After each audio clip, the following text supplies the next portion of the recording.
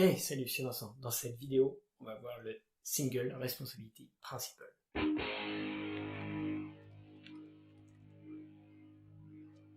Bienvenue dans cette vidéo. Aujourd'hui, je vais vous présenter le Single Responsibility Principle ou principe de responsabilité unique.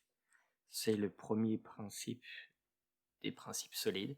Et si vous n'avez pas vu la vidéo sur les principes solides, je vous invite à cliquer sur le lien de présentation. De plus, j'ai changé quelque peu le code pour le simplifier en enlevant toute la partie asynchrone, ce qui va nous aider à comprendre les principes un par un. Robert Martin nous dit qu'une classe ne devrait avoir une seule raison de changer. Mais qu'est-ce qu'une responsabilité? On va essayer d'identifier dans notre code du Blog Engine les différentes responsabilités. Je vais focaliser mon analyse sur la partie SafePost de la classe Blog Engine. Première responsabilité qui saute aux yeux, une partie de logging. Donc on va loguer dans la console certaines informations.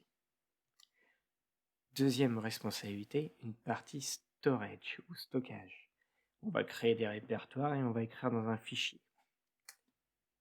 Quatrième responsabilité, une partie sérialisation. Ici en JSON. Et enfin, une partie cache. On va mettre en cache mémoire notre poste. Et enfin, il y a une cinquième responsabilité qui est cachée parmi ce code, c'est tout simplement l'orchestration des étapes.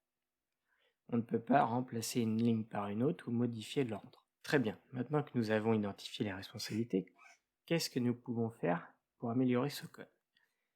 Eh bien, étant donné qu'on doit avoir une seule responsabilité par type, nous allons créer un type et dans chaque type, nous allons affecter une responsabilité. Ce qui va nous donner quelque chose comme ça. On va extraire le code dans des nouvelles classes, ce qu'on appelle extract class. Commençons par le logger. Je crée une nouvelle classe post-logger et je vais déplacer l'ensemble du code qui est en relation avec la partie de logging. On a donc la configuration du e-log, donc le logger par lui-même, qui définit qu'il doit écrire dans une console.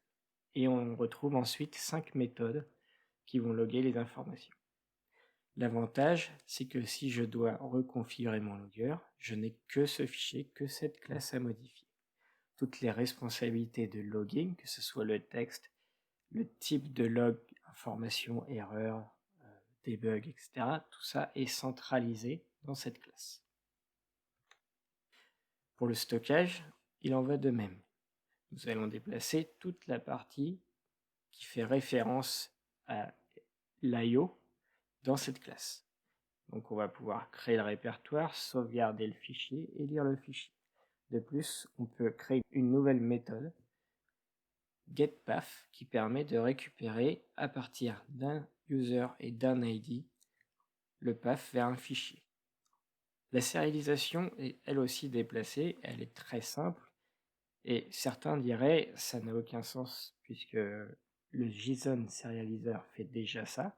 Ici, mes méthodes sont fortement typées. Je ne peux sérialiser qu'uniquement un post et je vais désérialiser uniquement dans un post. Si j'ai besoin de modifier le type de sérialisation, c'est d'un JSON, un BSON, un XML, à du protobuf, tout va être concentré dans ce fichier, qui est très simple à lire puisqu'il n'y a que 2 lignes de code.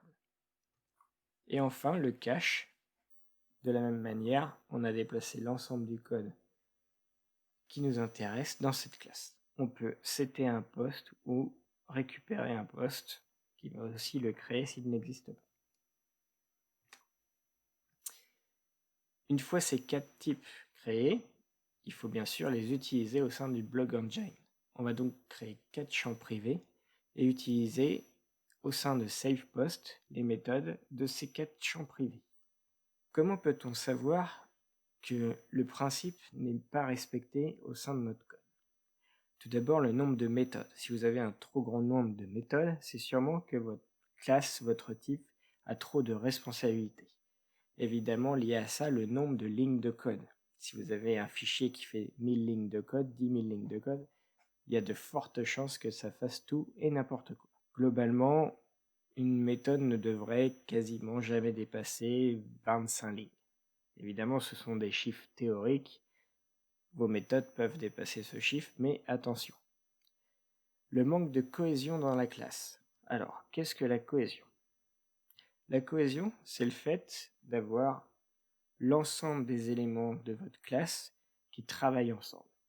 Prenons l'exemple du module A ou du type A. On a 3 méthodes, dont 2 travaillent complètement de façon indépendante avec la dernière. Il y a donc une faible cohésion. Pour remédier à ça, il va falloir splitter la classe en deux et déplacer le code dans 2 fichiers séparés. Les traits en gras concernent le couplage.